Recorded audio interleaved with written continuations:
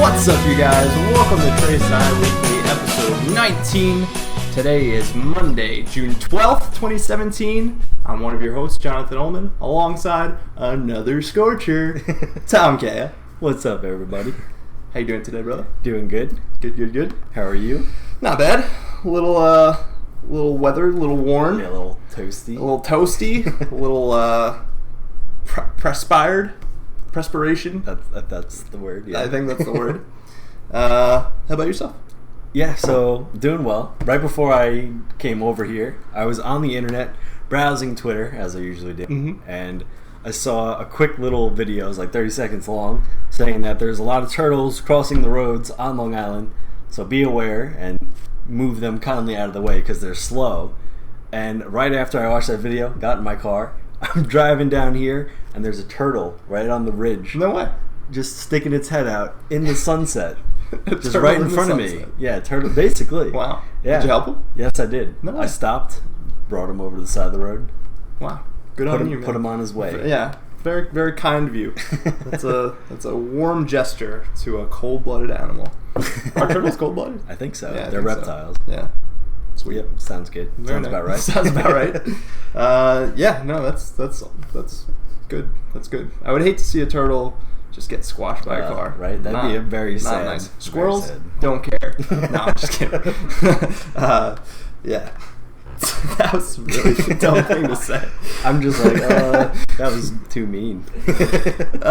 So what's up, guys? Welcome back to another episode of our weekly science video podcast. We're on number 19 this week. Number 19, man. Wow, we are going strong. You and me haven't missed a week, dude. Nope. 19 in a row. Kyle broke the streak. No, I'm just kidding. Yeah, if you watch like PTI, Pardon the Interruption, that guy's on every other week. Yeah, seriously. So we're better than them. So we're better than them. So thank you guys for joining us. Of course, this show is where we talk about science news topics that are trending, and we kind of offer our thoughts and opinions on them with you guys. Hopefully you're watching live in our chat right now on YouTube, and hopefully you're subscribed to us on YouTube. If you're watching this post the live showing, hopefully you will subscribe to us if you haven't done so already. You can, of course, follow us on Twitter at twitter.com/trèSciWeekly. You can like us on Facebook at facebook.com/trèSciWeekly. You can support us on patreon.com/trèSciWeekly. We love hearing from you guys, tagging us in scientific news-related posts on social media. Yeah, whether it's an article, a meme, a GIF, whatever it is, anything. Send it our way. And actually, that brings me to my first sort of news story here. Okay. This is not an ad. Before we start. Exactly. Ryan Nash, friend of the show, Patreon supporter, tagged us a couple, 2 weeks ago in a story about NASA Wallops. Oh, yeah. Wallops, North Carolina. No, Wallops, Virginia. Yeah, Virginia. Virginia. Didn't think that was an actual place, but it is. They are launching basically a way to track movement in the ionosphere, which is above the troposphere. Yep. It's like 65 miles up, yep, above where any weather is. So they're sending up like little vapors, right? They want to see. They're called vapor tracers. They want to basically use color distinguishing kind of vapors to like see where they go. Basically, to see if they're computer models of how things move in the upper ionosphere matches what you observe. Exactly. And so that is set to actually happen tonight after being postponed a few times. It was postponed last night again. The launch window, or window as they refer to it on Facebook, is between 9:04 p.m. and 9:19 p.m. as long as the weather holds, as long as they don't get bad winds or clouds that obstruct the view. And we might be able to pop over to live stream if it's going on. Yep, right? So we're going to kind of, in the background, see if their live stream goes up, and if it does, we'll flip over to them, so you guys can join us in a little watch-along of their live stream, but we may be able to see it from here on Long Island. Yeah, they said you might be able to, so yeah, so if you get a chance, if you're joining, outside, right? Yeah, exactly. If you're joining us from local area, take a peek out to the southwest tonight, and maybe you'll see some nice colors in the clouds. So we'll keep you posted on that. There are 5 stories on the docket tonight, Tom. All right. 5 stories, and we will have a Tom's Corner this week, So despite not having one last week. So, without further ado, Tom, let's jump right into the news. What's the first story? First story is a little bit about babies. Right, here we go. Number 1. The first study to test how a human fetus reacts to visual stimuli from inside the womb has been conducted, and results indicate that humans may be able to recognize face-like features before birth. In a paper published in Current Biology by Vincent M. Reed and colleagues, the researchers detailed the techniques used to project both an upright orientation of a face-like stimuli and an inverted orientation using long wavelength or red light. We have an image of what that Stimuli is. would look like. So we'll have Kyle bring that up for you guys. So we're giving a visual stimuli to a baby inside the womb. Exactly. It's pretty crazy. So basically, yeah, they use like red light beams. Over here in box A, that's what it would look like just projected onto a screen to our eye. But then as it passes through the layers of skin in the womb, it kind of disperses some of the light, so it blows up to what you would see in image B. Which is basically Mickey Mouse. Yeah, or a fidget spinner. Or a fidget spinner. Yeah, so that's the upright orientation, and their claim is that you would kind of identify 2 eyes and a mouth here, and then in box C and box D, it's the inverted. The upside down face. The upside down face, basically. So why did they do this? Well, because then using 4D ultrasound technology, they measured the fetus's response by the number of head turns toward the stimuli. So they're actually watching the baby and then seeing what it's doing Right. in response to the stimuli. Yep, so they would slowly move this... if you've ever gotten an ultrasound. Yeah, but they would slowly move the stimuli across the womb, and they would see if the baby or fetus it looks at it, right? would look towards it or away from it and whatnot. So, what they found was, quote, on average, figure 2, and Kyle, if you could bring up figure 2 here for us as well. Figure 2 shows that more head turns were made in the direction of the upright, mean being 1.14, standard deviation 1.09, then in the direction of the inverted, where the mean was 0.52, standard deviation 0.62 stimuli.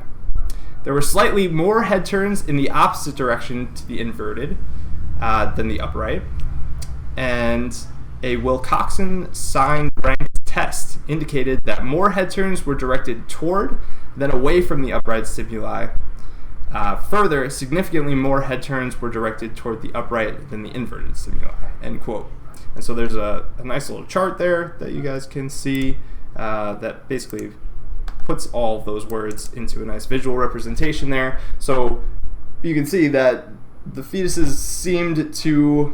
Yeah, they seem to respond to the stimuli of the upright face, or the 2 dots at the top. Right. They would look toward it more often than away from it, and the upright way more than the upside down stimuli. So yeah, so right after I read this initially, I was kind of like, huh, and I was thinking about it, and then just looking at that, I don't know, it seems a little bit of a stretch, I think, to say that the baby is recognizing a face. Yeah. But I think the take-home message for this one is pretty cool, that an unborn baby in the womb can have responses to stimuli that we give it, and we can study it in this way. Absolutely. That was more what I thought was really cool about this one. The authors do comment on that in that study. They say, well, actually, they don't. I don't have a quote from them on what they say, but what I wrote up is, while facial recognition may be somewhat of a leap as far as drawing conclusions from this study are concerned, the research is exciting in the fact that delivering visual stimuli in this manner will allow further studies to be conducted comparing prenatal and postnatal visual development. So we've done studies on infants right after their birth to see what sort of visual stimuli they respond to and how they develop from there, but we never really done it before they were born. So what they're trying to really figure out is how does eyesight develop along the way from conception to delivery? Yeah. And comparing that to just after delivery. And I think that's really interesting. And this is going to be a wonderful way to further our understanding of that. But I agree with what James says in the chats here. He says, how the heck do unborn babies know what a face looks like? And that's a good point, right? I mean, they don't know what it looks like unless it's somewhere encoded into our DNA that to look for, right, that we should be, looking towards facial structures like that. But I think it's a stretch. I don't think that 3 red dots in a triangle formation, sort of like that, even accurately depicts a face. Exactly. But exactly. That's just my 2 cents on it. But what was cool in the article too that I remember reading was that it also just responded to the fact that just your baby inside your womb does respond to stimuli in general, and that the light that it receives and just like the tones that it sees, that it helps develop its sight by being exposed to light going onto the mother, basically. Right. So saying that even things like light are important for a baby developing inside a womb, which I never really considered. Yeah. So I guess don't sit in the basement all day if you're pregnant, I guess. How far away do you think we are before we develop, like, the star projector that I have to project nice, to project a nice moving, sky nice sky and nice kind of like a mobile type calming thing for babies inside. I think there's a market for it, for sure. For sure. Definitely. It's weird. Similarly, James says, how do animals know to make eye contact? I'm not too sure about that. That's a great question. Yeah, that's a really good question. But yeah, hopefully some more cool research into this gives us some more insight into this kind of stuff. Definitely. Shall we move on? Sounds good. All right. Number 2. Identity theft and lie detection can be identified via computer mouse movements, according to a recent study conducted by researchers at the University of Padova in Italy. In the study, a group of participants were asked to answer a series of yes or no questions on a computer. Half of the participants were assigned fake identities and were asked to memorize a list of defining characteristics such as a birth date, place of residence, etc. Some of the yes or no questions were designed to be direct responses to the information the quote-unquote liars were given to memorize, such as, quote, were you born in 1995, or do you live in Padova? But other questions were designed to be unexpected, requiring the liars to have to think 1 or 2 steps further about the identity they were assuming. Examples of those unexpected questions were, quote, is Capricorn your zodiac sign, or is Venezia the capital of the area where you live? According to the paper published by the researchers Marilyn Monaro, Luciano Gambarini, and Giuseppe Sartori, quote, while truth-tellers respond automatically to unexpected questions, liars have to build and verify their responses. This lack of automaticity, that's a tough word to say. Automaticity? Yeah, this lack of automaticity is reflected in the mouse movements used to record the responses, as well as in the number of errors, end quote. Unbeknownst to the participants, the mouse movements being tracked by a background computer program shed light on how a liar will sort of dance around clicking on the appropriate response to the question, especially while they consider what the correct answer should be to an unexpected question. And we have some images to show you what those mouse spreads kind of look like. So if Kyle can go ahead. As they're going to answer a question, what are they doing with their mouse? Right. So if you can go ahead and bring up the truth spread image for us first, Kyle. This is basically what it would look like for people that were not assuming a fake identity. They were telling the truth about their own identity. You can see probably the yes or no question. You click on it in the upper right-hand corner, and so it's just a direct shot, right? They just go right to it. It just goes, all right, gonna click on that, no problem. Because it is actually the person, they know their own identity, their own life, they go quick. A lot of automaticity in their response. As they would say, yes. Now if we click over to the liar spread image, we can see that there's a lot of wandering. Yeah, there's unnecessary movements, right? Where they're concocting their story to make it all fit, basically. Do you do this at all when you don't know the answer to a question on an online I never quiz or really something? thought about it, really, because I'm probably usually stressed out that I don't know the answer, like when you're taking those tests. Yeah. I guess, yeah, you don't really go right to an answer because you don't know it right away. So I guess there's just random movement in your mouse. Definitely. And then the last image I want to show you guys is the average trajectory. So they kind of compiled all the data and show that there's sort of this curved path that can be sort of calculated by a computer program. Okay. So that's how they sort of shed light on their results here. So when the researchers used a set of algorithms to try to predict the participants who were engaging in identity theft, quote, all of the classifiers reached an accuracy of around 90% or higher in classifying liars and truth tellers. A minimum of 36 out of 40 subjects were correctly classified. The logistic classifier reached an accuracy of 95%, 38 out of participants correctly classified, end quote. Image credit for these goes to M. Monaro, L. Gambarini, and G. Sartori, of course, for their images in the study. And this is a pretty nifty thing here, Tom. Yeah, this is a very clever idea. A way to further your security questions. Instead of just being a random question about your past, it's a series of questions that aren't automatically an easy response.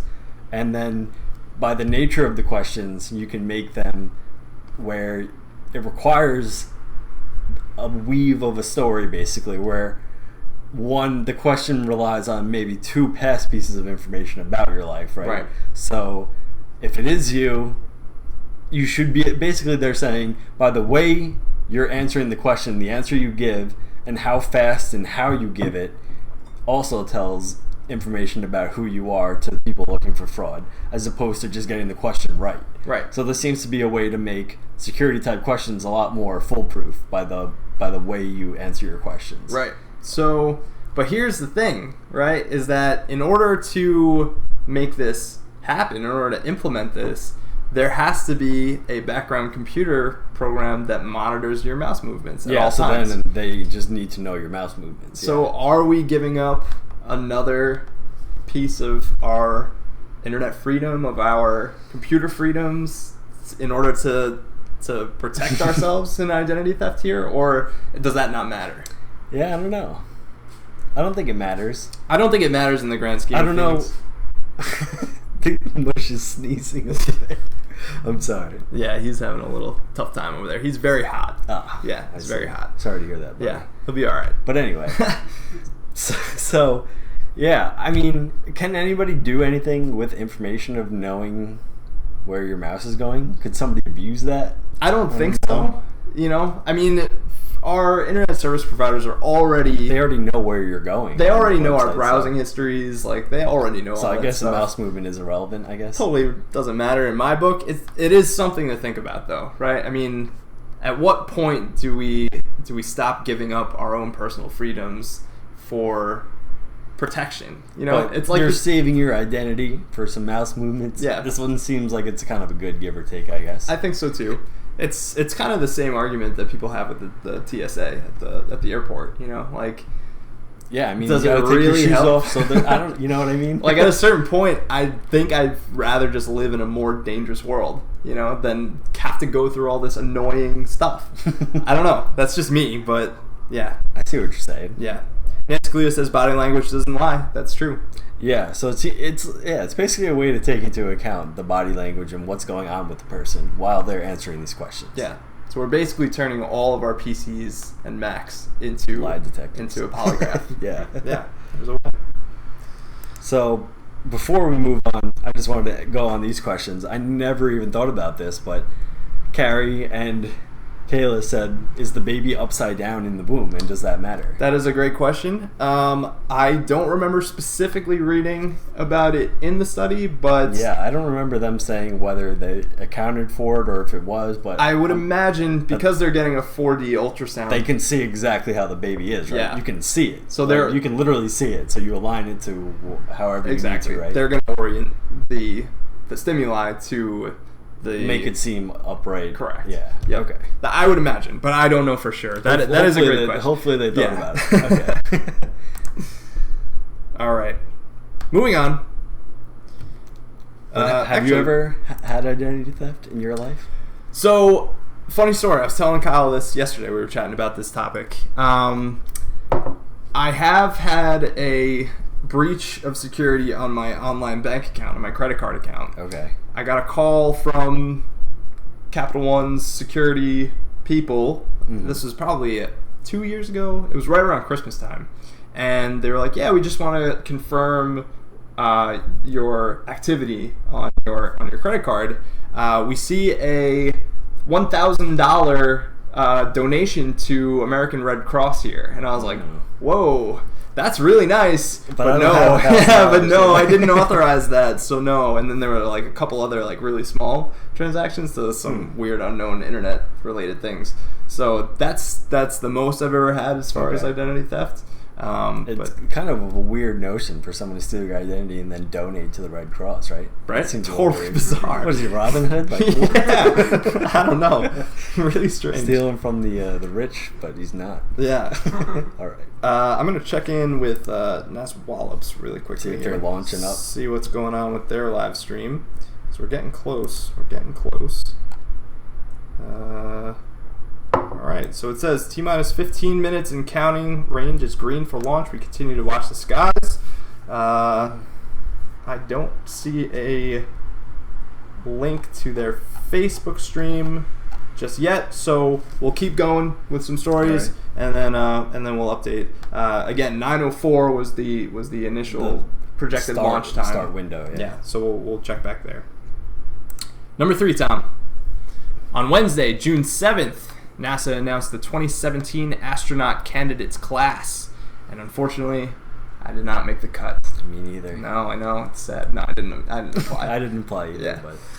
But I did look at like what the application process would be after I saw this story, and really not that intensive. Yeah, if you're a teacher in New York State, you can apply. If you have your master's, you can apply to be an astronaut. Yeah, and if all you really need is a bachelor's in a science or engineering related field. Yeah. Which I have. But then I looked at the credentials of these people and I'm like, oh yeah. Okay. They didn't pick Joe Schmoes to be the new astronauts. Nope. The 12 individuals were selected from a pool of over 18,000 applicants, a record high, and will now undergo 2 years of training at NASA's Johnson Space Center before becoming eligible for a flight mission. Vice President Mike Pence ushered in and introduced the candidates at a ceremony held in Houston on Wednesday. In the image that we have here, Kyle is going to bring that up. Oh, it's already up. Perfect. In the image from left to right, the candidates are Zena Cardman, Long Island native Jasmine Mogbelli, Johnny Kim, Frank Rubio, Matthew Dominic, Warren Hoberg, Rob Coolin, Caleb Barron, Bob Hines, Raja Chari, Laurel O'Hara, and Jessica Watkins. Photo credit goes to NASA and Robert Markowitz. And we have a little video here where the astronauts introduce themselves. Yeah, I like this video. Yeah, this is cool. So we'll put the old earbuds in. See what's good. Take a look. Thank you. Yep. Oh, just getting caught on everything. All right. I'm so excited to join you all out there. I was so incredibly impressed by everyone when I came out for the applications, and it made me want the job that much more. So I'd like to thank the NASA workforce for your commitment and dedication to the mission of NASA. I'm really looking forward to working with the broader NASA workforce soon. One of the biggest reasons I applied wasn't even so much the fact that the job involves going to space. It was really just the fact that the job involves you and working with the people at NASA. Every time I traveled to Houston, that just made me more and more excited about the possibility of working there. I feel really fortunate to work amongst those people. It's going to be really amazing. Obviously, this is a team effort, and we as astronauts and we as an organization couldn't do what we do without everybody involved. So thank you for what you do, and it's an honor to be a part of the organization. Just that I'm so incredibly honored to be joining you, and I can't wait to work with everybody. I'm looking forward to supporting the space missions and really learning and growing with my colleagues at NASA. I would definitely say that I'm super excited to be part of the NASA team and the NASA family. I think it's amazing how many people with different backgrounds and different types of expertise come to NASA because they're passionate passionate Productions about the mission there. It's really offering my sincere appreciation in advance for everything that they'll be doing for us, and of course they've done in the past to make a space flight a successful thing. I'd also say keep up the good work. There certainly is more to be done as we aim for longer duration and getting humans to Mars. And so I look forward to working with you in that endeavor. Thanks for all your support. I got a lot of encouragement through the application process, and it's been really cool. I kind of feel like everybody gets to participate in this experience with me. I'm incredibly humbled and very stoked to join your team. You have a long history that's incredible. You're doing amazing things in the present, and I really, really want to work on your team in the future.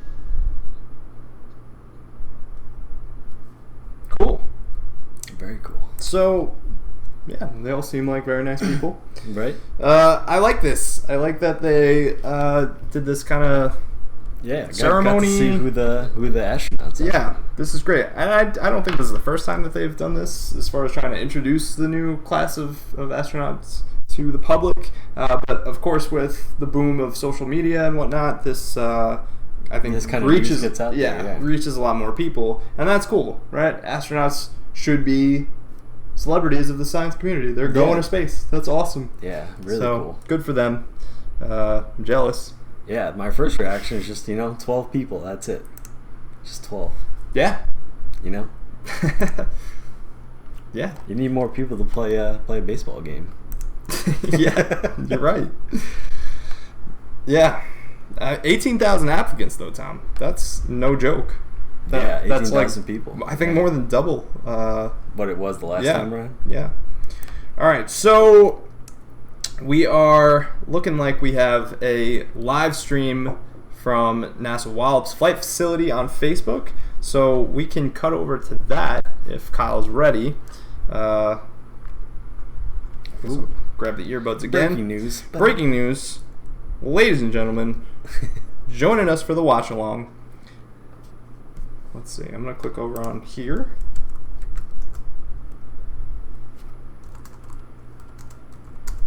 And not getting much on my computer, unfortunately. What's happening? What's going on in the stream? What are people chatting about? Not sure.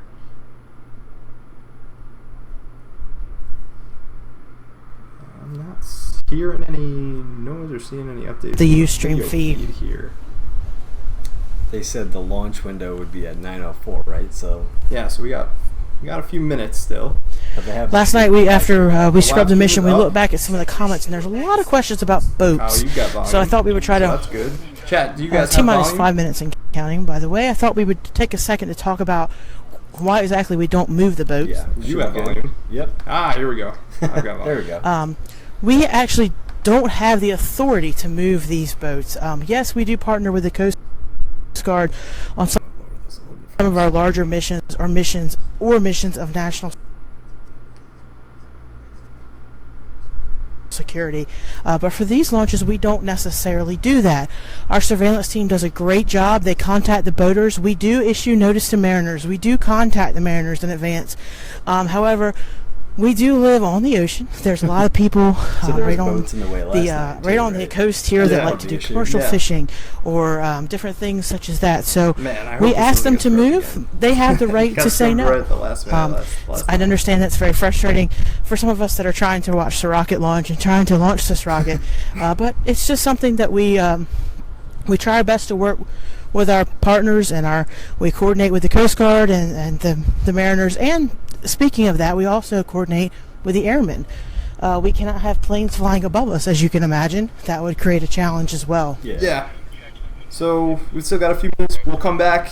Let's read one more. Just had confirmation. We are going to hold it T-minus 3 minutes tonight. I don't know. Just to give our folks some time to take a look at the clouds at both here and North Carolina.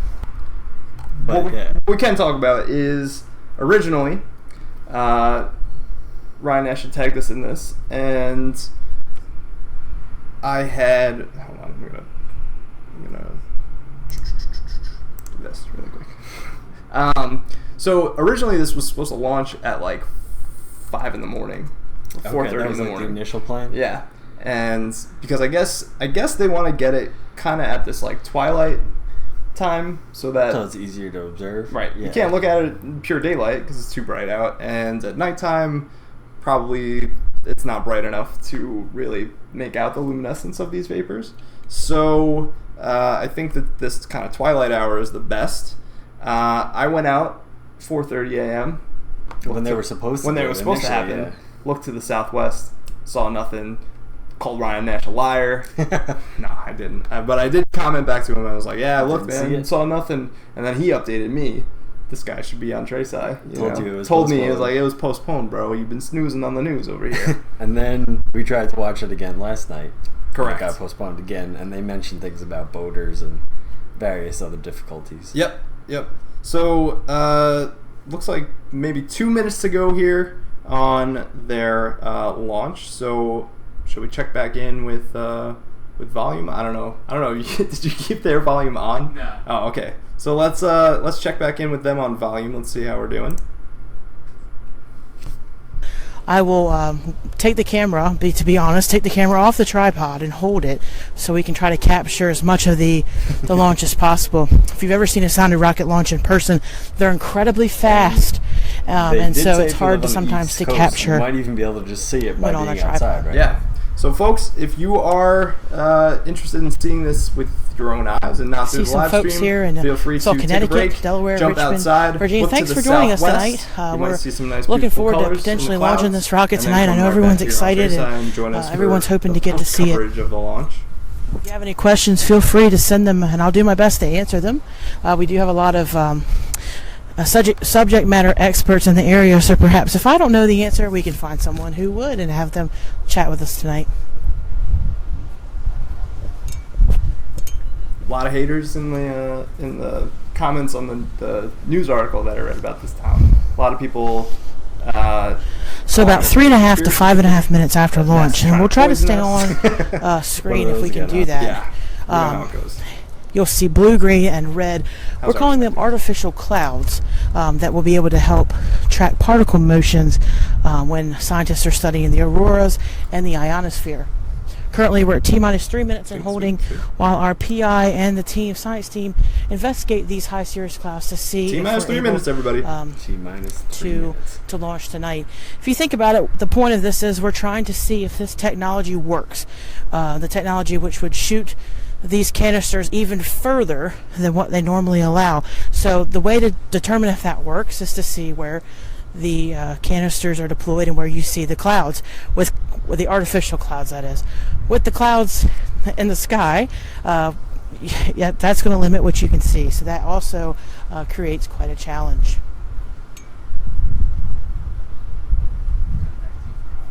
Yeah.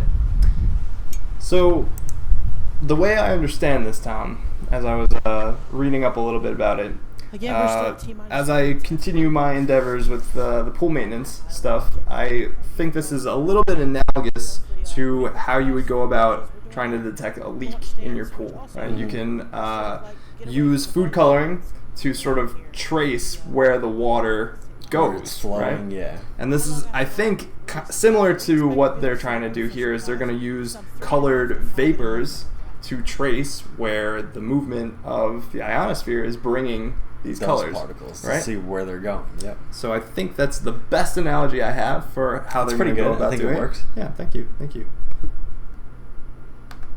Are you excited? I guess.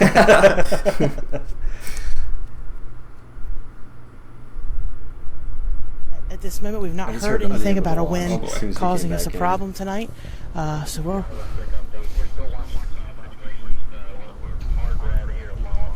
This poor person who has to do the announcing for a live stream. I have no idea what's happening. Everybody's going to get so mad if this gets scrubbed again. Oh, and it turns out our flight control has sneezed. We have to scrub the mission. Jeez, man. So an update from the PI. that we are, as he calls it, a hard red here at Red Wallops, meaning the clouds are just not clearing to the way we need them to. But we don't need Hard two red, clear so sites. So if we have a clear site in Duck, North Carolina, that would be able to suffice. At the moment, as he called it, we're marginally red at Wallops. Hard red at Wallops and marginally red at Duck, North Carolina.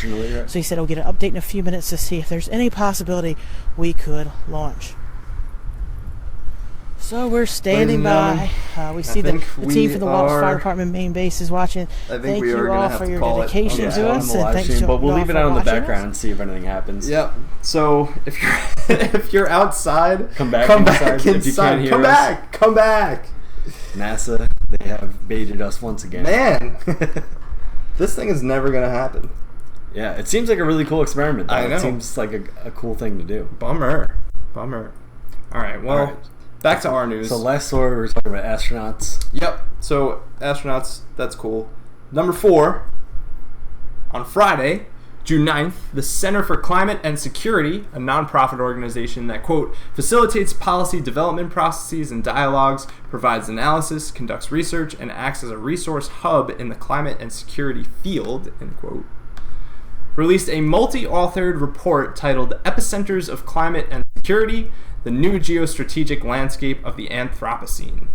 The report details 12 major epicenters of climate risks to international security, and we can watch a brief video that lists the 12 epicenters via the Center for Climate and Security's YouTube page. So, Kyle? So with that title, the New Geostrategic Landscape of the Anthropocene is just a period of time that we're to a geologic era, and that is the current one we're in right now. Correct. Right? Okay. Correct. So prior to that, the Holocene, a period of climate stability for the most part, right? Not really any glaciers coming down from the north, not really any. But then once that did start to happen, that's when we noted a new era of geologic time. Right? Exactly. Yep. Sounds good. All right. Give you the wrong bud there. All right. Let's check it out.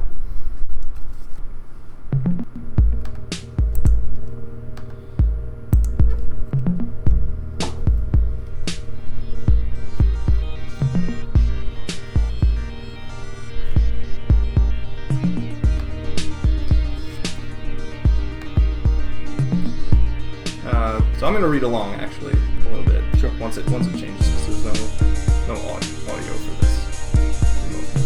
Disappearing states. Many low-lying states are in danger of being completely submerged by rising seas. States like the Maldives.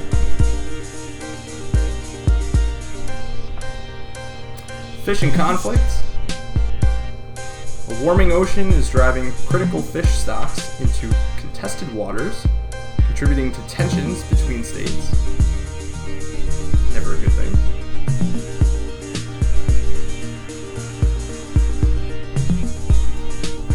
Water towers. Climate change can increase tensions and conflict among the 4 billion people dependent on mountain water towers. And so, glaciers and places that are frozen up top, the water melts down, right? People want control over that. A melting Arctic. Increased activity in melting Arctic raises new security and geopolitical risks. That was all self-explanatory. Yeah. Health security. Climate change may increase the likelihood and range of pandemics, which could threaten global security. We were just reading about how mosquitoes kill 750,000 people a year. So that's great. Coffee belt. Climate change is disrupting the global coffee trade, which currently supports 125 million people worldwide. All of them work at Starbucks. Dire straits. Climate change will place strains on maritime straits that are critical for global trade and security.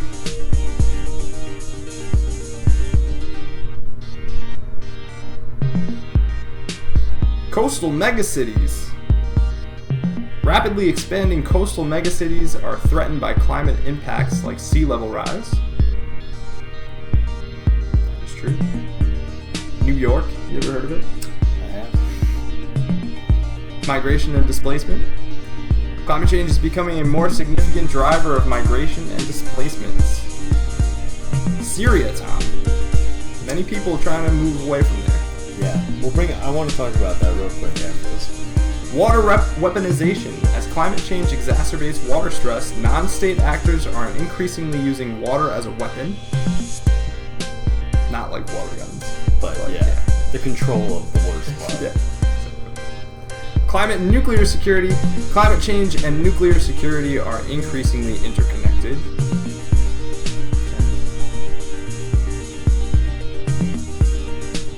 Eroding state sovereignty. An inability to absorb the stresses of a rapidly changing climate may erode state sovereignty.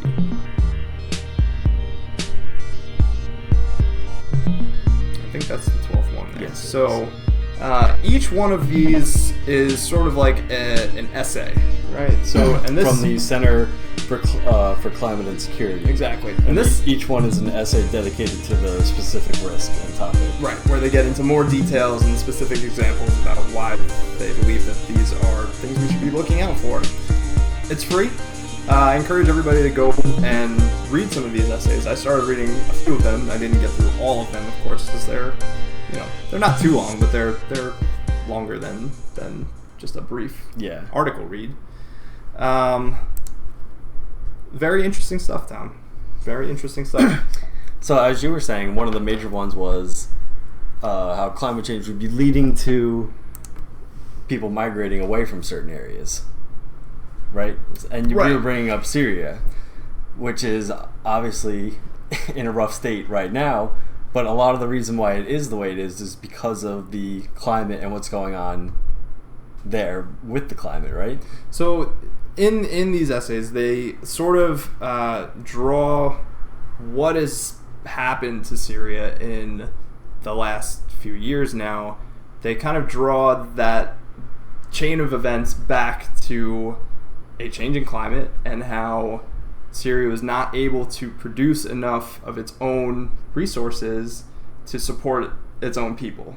And prior to this savage war that's going on in Syria right now, Syria was ranked one of the Middle Eastern countries that was supposed to be probably the best suited for stability. And then, like that, snap of a finger, it's gone into chaos. Yeah. And a lot of studies have been done on how a changing climate can lead to difficult kind of landscapes for producing the crops that they try to grow there and support themselves with. Yeah, so a lot of the crops that they had grown there in the past, they could no longer grow for a series of years. Right. Because of the warmer climate. Right. And so people weren't able to make money, weren't able to feed and support their families, and they started to leave. They want to go, right? Yeah, go somewhere else, anywhere else. Yeah. Yeah. And then the government, the regime there, didn't like that and wants to stop them from leaving, and will use any means necessary to stop them from leaving. And that does nothing to fix the problem that they don't have the resources to feed all these people. Yeah, exactly. So I wanted to bring this up mostly because a mutual friend of ours posted a video on Facebook that was a video of Bill Whittle, who is a conservative guy that denies that climate change has an effect on today's sort of landscape. Yeah, right? And part of his argument is that the Earth has sort of always been changing. He brings up temperatures from billions of years ago, and he says that he makes points like there was a lake all the way down to like where Missouri is at one point. An ocean in the middle of the country, which is true. Yep, and then there was a glacial period all the way down to like the middle parts of the country. Yep. And he brings up all these. We can correlate carbon dioxide levels in the atmosphere to these events, and they were high, then they were low, then they were record high, then they were record low, and now they're somewhere in the middle, and they are rising right now. We know that. And his argument is that, well, who cares? It's been changing all the time, and it doesn't matter, yeah. And that's true. It has been changing all the time, but it does matter. Yeah, because it's changing right now. Right. And I don't know why that point is lost on people, right? In the past 60 years, the population of people on the planet has more than doubled. So all of the systems that are in place that are dependent upon a stable climate and stable temperatures matter for all of those people. Yeah. And that's why we're worried about climate change, because if that all gets out of whack and that all gets out of sync, what do we do? What do we do with, how do we support everybody? Yeah. And the way I like to explain it, or try and get the point clearer, is that we're worried about the rate that the temperatures are raising right now, and how that correlates to what we put into the atmosphere. So we do know that temperatures have fluctuated a lot in Earth's history, and the carbon dioxide levels have fluctuated with these temperatures. But the whole point is that we're looking at sort of the last 100-ish years up until right now, and how fast the temperature is increasing right now, and we want to be able to know how we're impacting that change and what can we do to sort of prevent that change of rising because of all these things that we mentioned, the risks of things that are happening. Right. It's happening right now. Yeah. I mean, makes sense to me. But I don't know. Be the judge of it for yourselves. Go read the essays. I think they're insightful. They don't come from just nobodies. These are people that spend their whole lives researching these specific topics within the greater realm of climate science. And I don't know. I think that they're worth your time in consideration at the very least. But I don't want to linger on that topic for too long. Moving onward. Number 5, Tom. Number 5. World Oceans Day was on Thursday, June 8th, and NOAA's National Ocean Service provides a nice video with some facts about Earth's oceans, Tom. Now, I put this in here yesterday because I heard through the grapevine that you and Kyle were going to the beach today. Yeah, we were going to go to the ocean. And then you didn't go, so I didn't get any on-the-field reporting. So we have to leave it up to the National Ocean Service. So one last video for us to check out. Sounds good. Kyle, when you're ready. Here we go.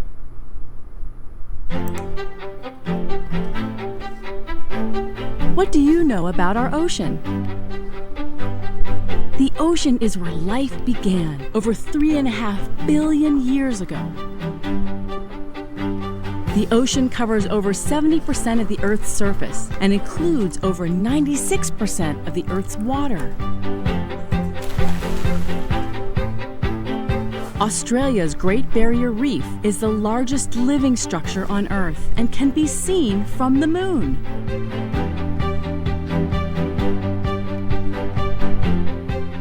The deepest part of the ocean is in the Mariana Trench at nearly 7 miles beneath the waves.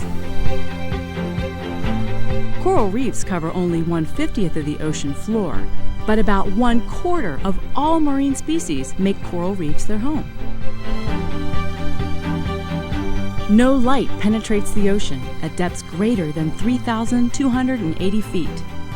Aided by deeper diving rovers and remote sensing cameras, scientists are still discovering new species beneath the waves. The Gulf Stream transports more water than all of the Earth's rivers combined. The mid-ocean ridge crisscrosses the globe for over 40,000 miles and is the largest single geological feature on Earth. Did you know that about 95% of the ocean remains unexplored? There is only one world ocean. Happy World Ocean Day from NOAA's National Ocean Service.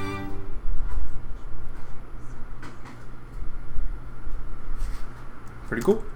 Very cool. A lot of fun facts there, Tom. As James just said in the chat, because of the video, he says, I bet there are black smokers in Europa, at the bottom of the Europa Ocean. Yeah.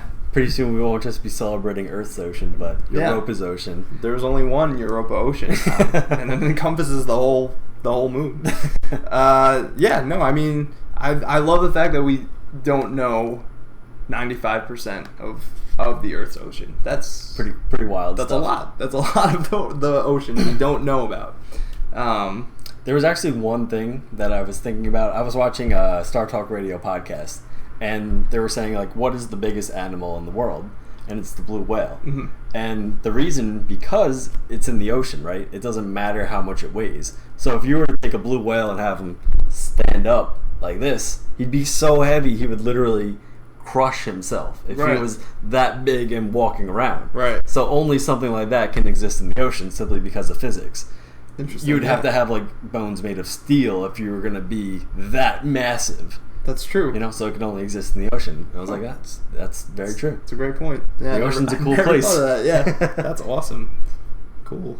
All right. All right, so that's all the news stories for the week, Tom. But we do have a Tom's Corner this week. So this Tom's Corner is actually brought to you by Gatorade. No, brought to you by Gatorade.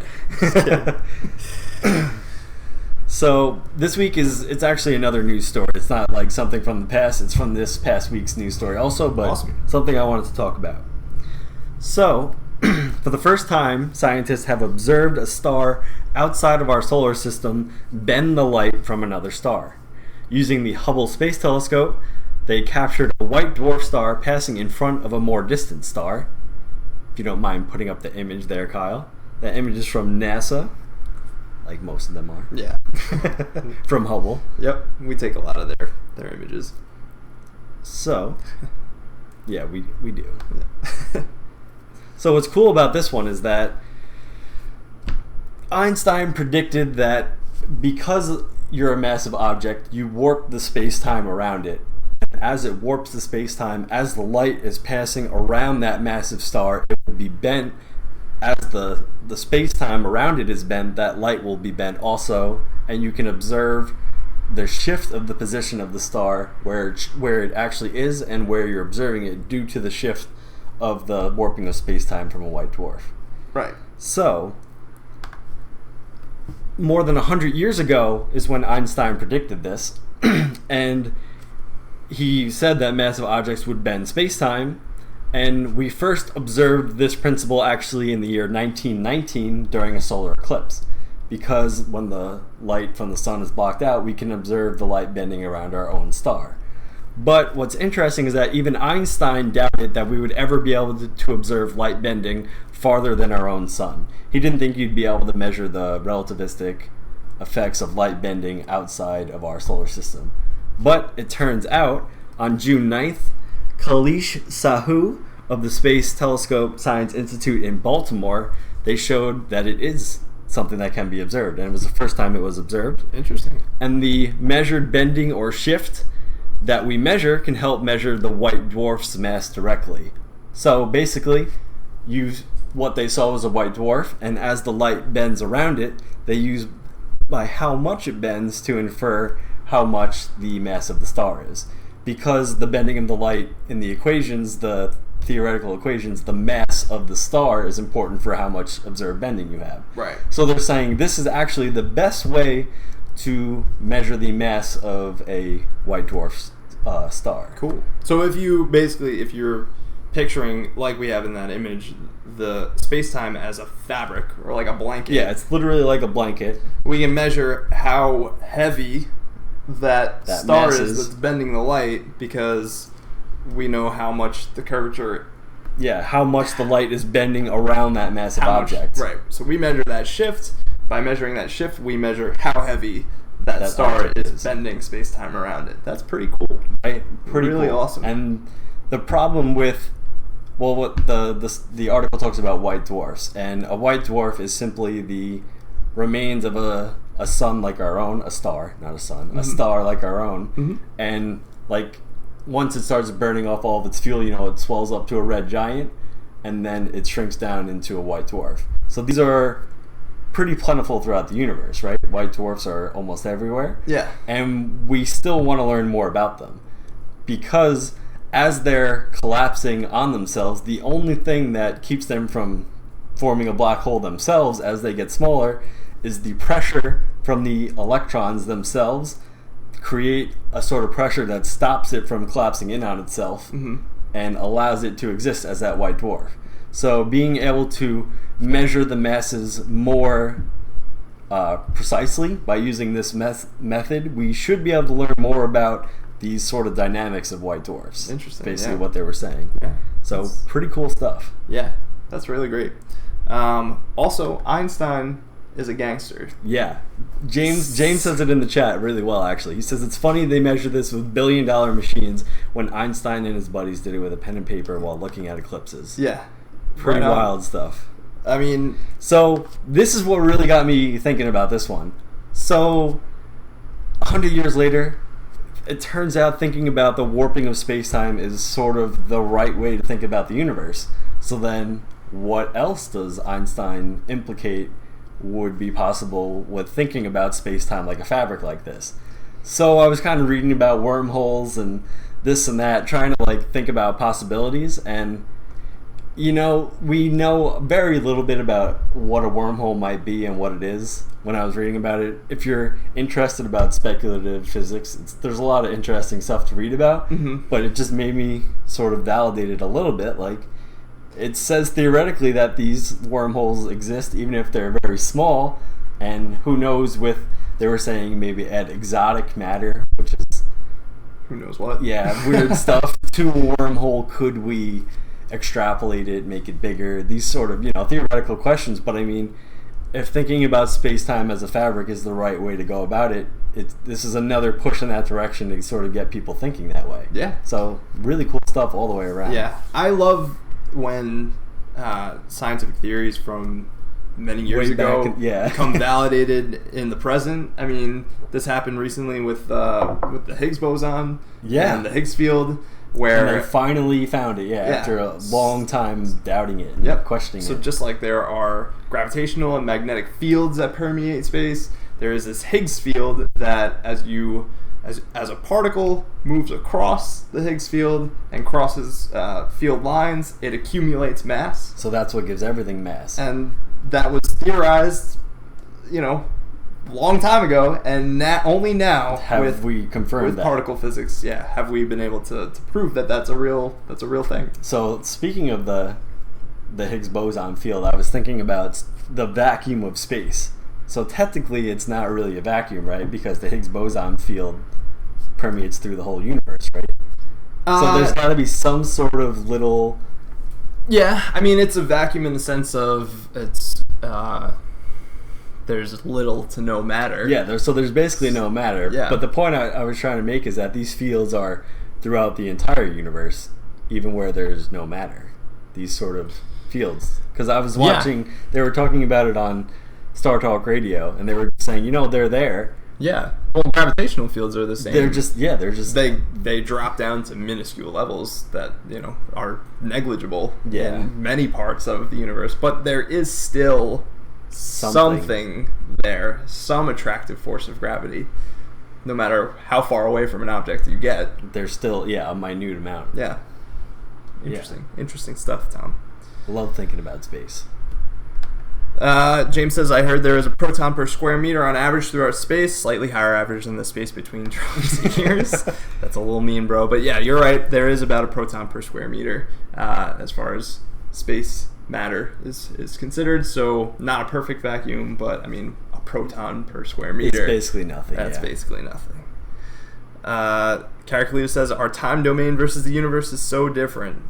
And I was talking a little bit about... how space and time are interrelated with my coworker the other day, and just how interesting it is that like our reality is based in 3 spatial dimensions and 1 temporal dimension, 1 time dimension, and like that's probably not all there is to it in terms of like reality, like what is actual reality. It's just like how our brains are able to interpret it and make something representative of a reality to us. Yeah, it's just weird. That's a weird thought. So it's probably the last thing I'll leave you guys with this week. Any final thoughts, Tom, before we wrap up the show here? Yeah, one other thing I wanted to mention on the show when I was listening to one of the Star Talk Radio podcasts, because we were talking about like the fields going through space and thinking of space as a vacuum, and then they were saying, what if the universe wanted to go into like a lower state of an energy level. Like anything in the universe, whatever requires less energy, that's what happens, right? Mm-hmm. The easiest way to do things is the way it happens. Yep. And they were saying, well, this would propagate through space at the same time, at the same rate of electromagnetic waves. And they were saying, so basically, if the cosmic, let me get this right. So the vacuum of space, right? It has some sort of value of pressure, even though there's like nothing there. And somehow, with these fields permeating through them, if it dropped to a lower energy level of the vacuum, it would just kind of pop the whole universe as we know it into something completely different. And you wouldn't even know it until it happened. And they were like, it could happen any second now. So there you go. So that's kind of how they left it. And I was like, all right. So don't hold your breath. Yeah. I guess you never really know if you're safe for tomorrow. Yeah. Well, that's always true. That's always even true, when you yeah. don't consider the strange oddities of the universe. Very true. So you heard it here first, folks. Thank you guys for joining us this week. We hope to see you again next week for our 20th episode. That's exciting. Woo-hoo! And yeah, that's it. So yeah, thanks for tuning in. Thanks for tuning in. Thanks for chatting. Sorry that the Wallops launch was a bust. Yeah, I wanted to see that. But maybe next week. Yeah, maybe next week we'll get it. All right, guys. Take care. Take care.